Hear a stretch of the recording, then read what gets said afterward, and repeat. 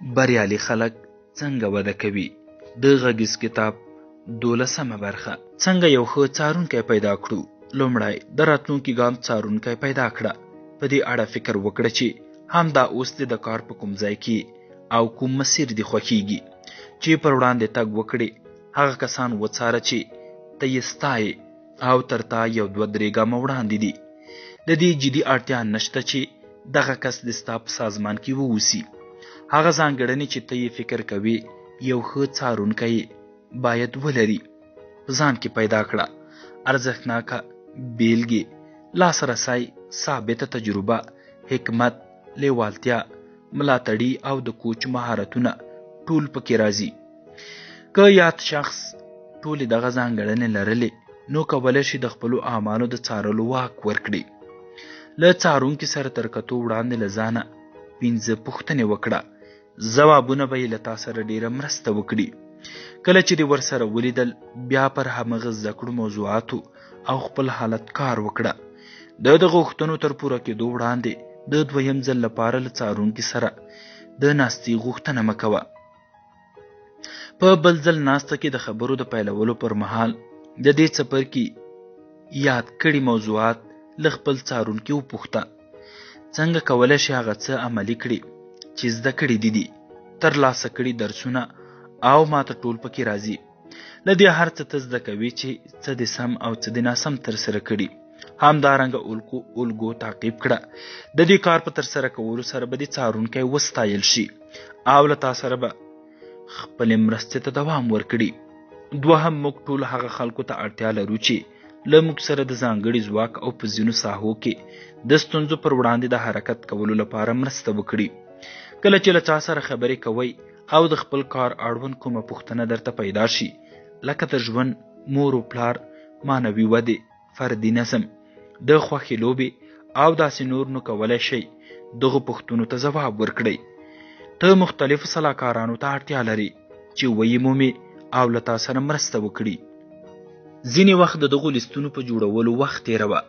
لومړی هغه څه چې ستا له ځواک سره مرسته کوي یا هغه مهارتونه چې ستا ځواک ته وده ورکوي مشخص یې کړه. دویم لیست کې بیا د ستونزو ساحه مشخصه کړه.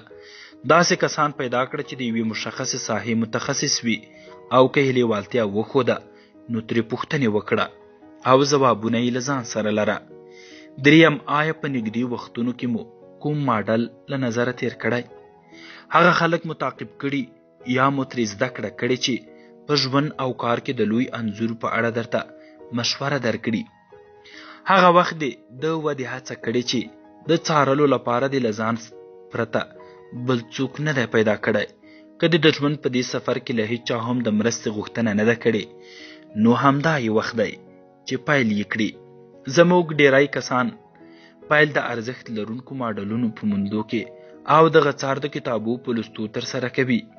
په کتابونو کې یې ولټوه، خو یوازې په هغې ساحې پورې مه محدودېږه. هغه کسان هم ولټوه چې تا ته د ښه ژوند جوړولو لپاره لاس درکولی شي. دا چې د ماډلونو او څارونکو په لټه کې، نو زه غواړم د احتیاط په توګه تا ته یو څو خبرې ووایم. ډیری خلک چې له لرې څومره ښکلی ښکاري، که ورته نږدې ورشي وبه یې پېژني او داسې څه به پکې کشف کړي چې په ویلو به یې وشرمېږي. که له دغسې حالت سره مخ شوې نو مه ناهیلی کېږه، خو تر دې دایرې بهر داسې کسان هم شته چې رښتیني دي او ارزښت لري چې باید درناوی یې وکړي. د دغو کسانو لټولو ته دوام ورکړه، حتمي به یې پیدا کړي. 14، د خپل ځواک پر زیاتېدا تمرکز وکړه. وده تل ستاسو ظرفیت زیاتوي. که د خپل ظرفیت زیات کړی دی نو د نورو کسانو په څیر خپل ټول ځواک ته رسېدلی یې. زه باور لرم چې د دې جملې د لوستو ځواب به نه وي. که تر اوسه ته ساه اخلي او سالم انسان یې نو د دې ځواک لري چې خپل ظرفیت زیات کړي. څنګه کولی شي د خپل ځواک په زیاتولو سره د خپل ظرفیت زیاتولو ته دوام ورکړي؟ ته باید د خپل فکر کولو طرز او عمل ته بدلون ورکړي.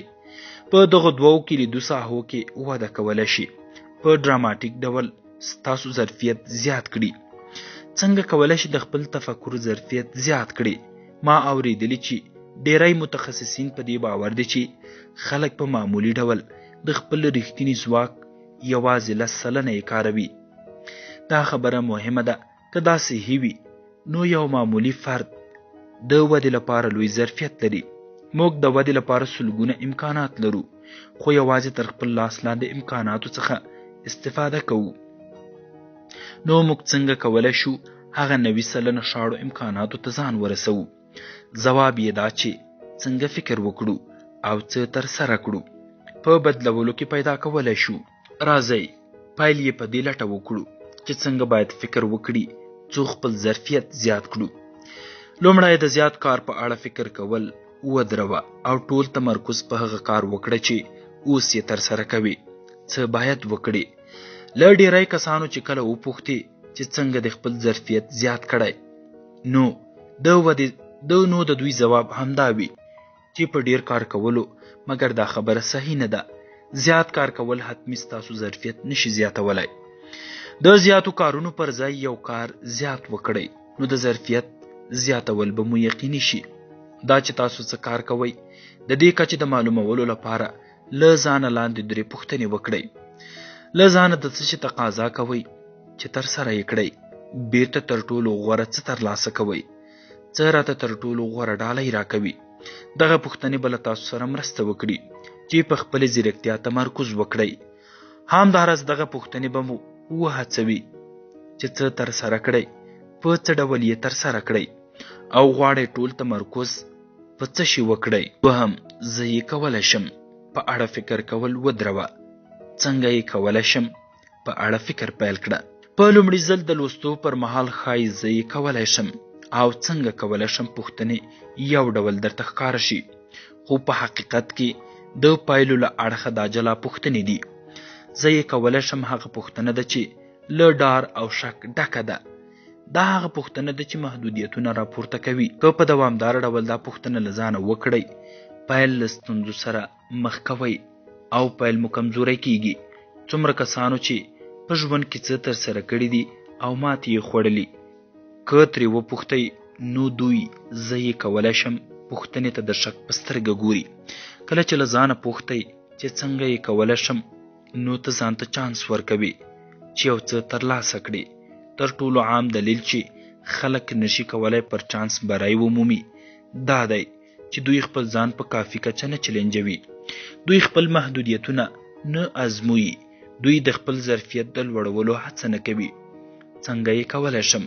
پوښتنه یوه لاره درته پرانیزي چې ته یې باید پیدا کړې. که ته خپل وخت په منفي چاپیریال تیروي یا په ژوند کې له تجربو غلطه استفاده کوي نو ښایي د فکر کولو انتقال درته ډیر ستونزمن شي.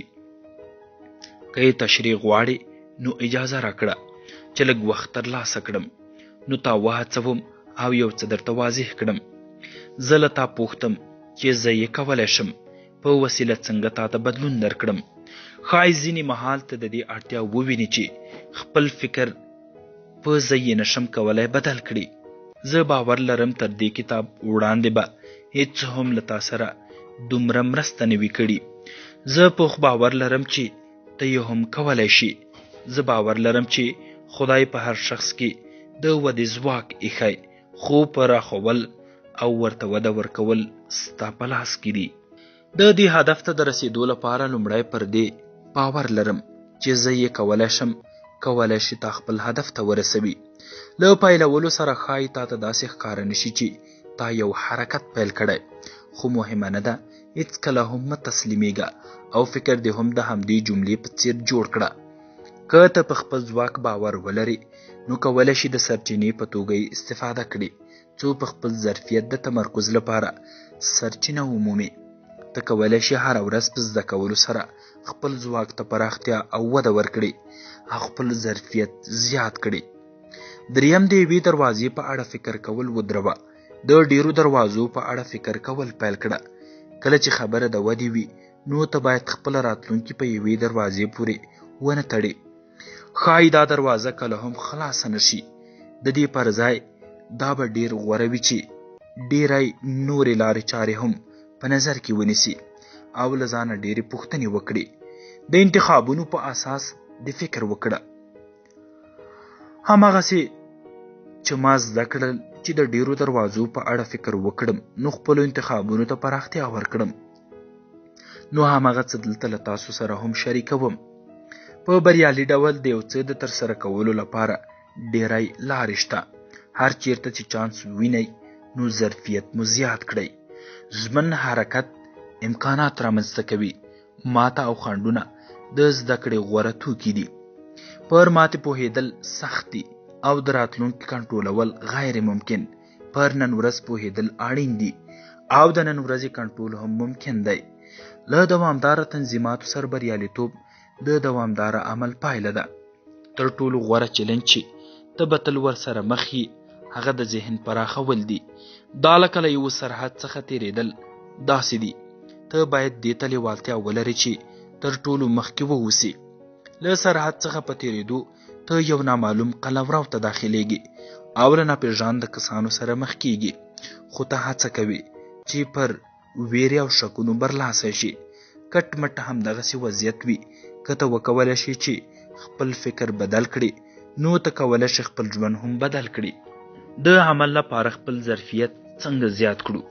که غواړئ چې خپل ځواک او ظرفیت ته پراختیا ورکړئ نو لومړی باید خپل فکر بدل کړئ. که یوازې خپل فکر بدل کړئ او خپل عمل ته پاملرنه وکړئ نو د ځواک د کمښت له امله به ډیر ژر ماتې وخورئ. کله چې د خپل ظرفیت په زیاتولو کار پیل کړ نو لاندې 3 کرښې په پام کې ونیسه. لومړی په ډیرو کارونو فکر مه کوه. پر ځای په دې فکر وکړه چې یو کار په ښه ډول ترسره کړي. د بریالیتوب پر لور لومړی ګام دا دی چې په دې ښه پوه شي چې څنګه یې ترسره کړي. څومره چې ډیر د یو کار د ترسره کولو په اړه فکر وکړي هماغومره په ښه ډول د یو کار د ترسره کولو وړتیا کشف کوي. کله چې دغه ومومي نو بیا یې د جوړولو تصمیم نیسي.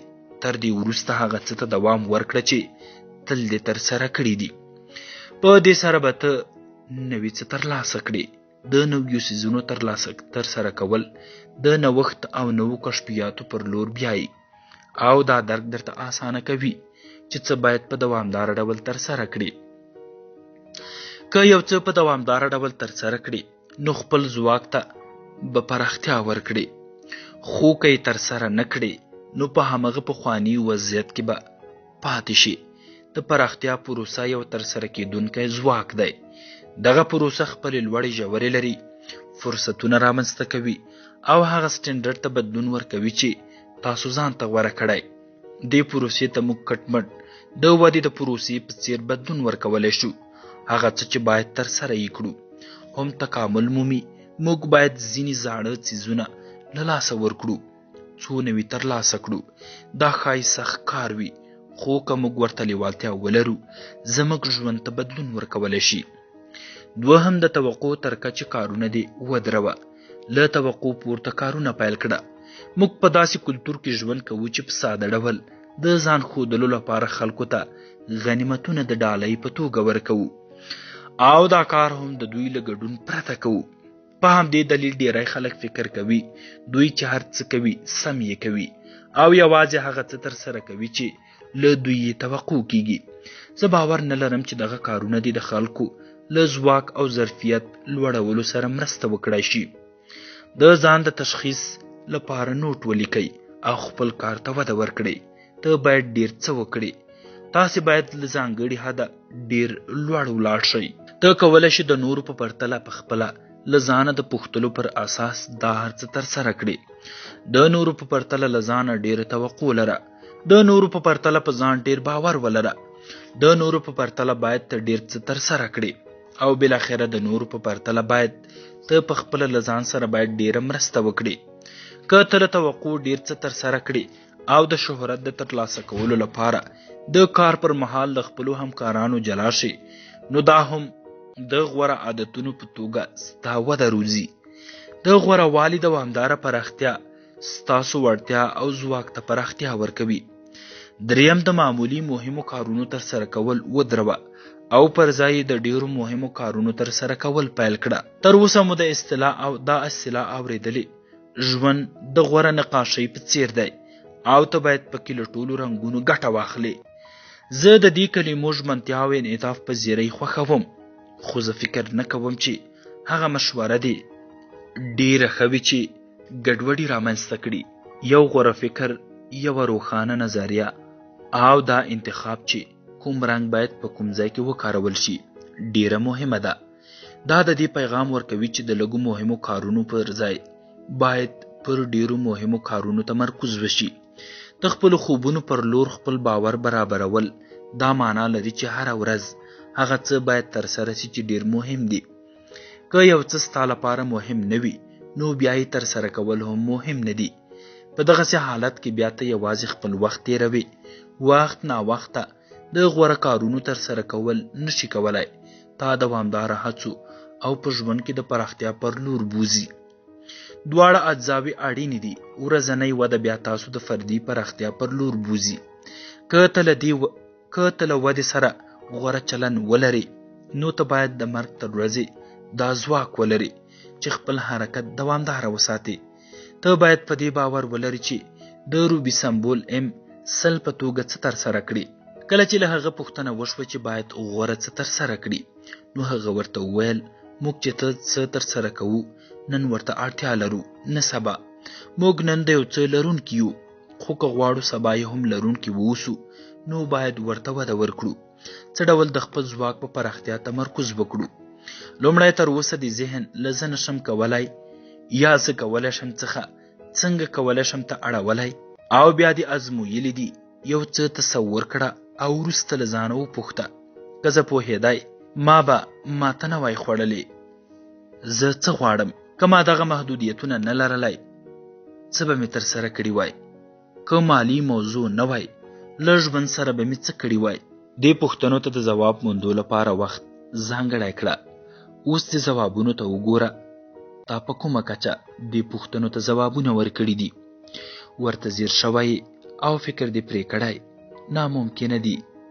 که په زړه پورې تا فکر کړی چې زه څه ډول دغه کارونه کولی شم، که دغه څه پیښ شي نو څه باید ترسره کړم، د دې سوداګرۍ د لیږد لپاره باید څه رامنځته کړم. بالاخره که دغه څه سم وي نو ته ذهناً آماده یې چې خپل ظرفیت لوړ کړي. که دا هر څه دې تر اوسه نه وي کړي باید ورته تیار شي او همدا اوس یې ترسره کړي.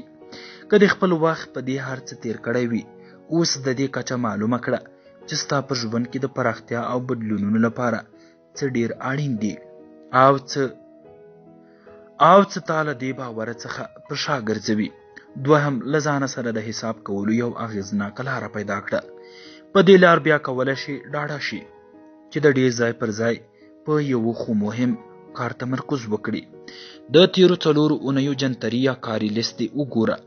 که ته دا ډول سیستم نه کاروي څو خپل ورځنی پلان برابر کړي نو همدا لومړی ګام دی چې باید وایخلي. هڅه وکړه چې د هر کار او د تیرو 4 اونیو د فعالیت اندازه معلومه کړي. اوس فکر وکړه چې په خپلو فعالیتونو دې څومره باور لري. په دې ټول بهیر کې له ځانه څخه د کار اخیستو ته له A څخه تر F پورې رتبې ورکړه. اوس نو ټول فعالیتونه په ترتیب سره کټګوري کړه. الګو چیرته وي، څه شی کار کوي او څه شی کار نه کوي، څه شی ډیر ترسره کوي او معلومه کړې ده چې په کوم فعالیت کې دی اغېزناکي او په کوم کې نه. د رامنځته کولو لپاره کوم بدلونونو ته اړتیا ده. د تقاضا بیرته تک او جایزې شاخص وکاروه څو په پریکړه او بدلون کې در سره مرسته وکړي. دریم دا چې ډاډ ترلاسه کړي چې په ورځني مهال ویش کې دی کوم کار مهم دی نو د دې لپاره یو پلان او سیستم برابر کړه. لومړی دا واضح کړه چې هره ورځ څه شی درته اړین دي. کله چې د لیست برابر کړ بیا دا اندازه کړه چې څنګه به هره ورځ لومړیتوبونه مدیریت او تعقیبوي. په دې کار سره به ته په مسیر پاتې شي او د خپل ځواک پراختیا به دوامداره وساتي.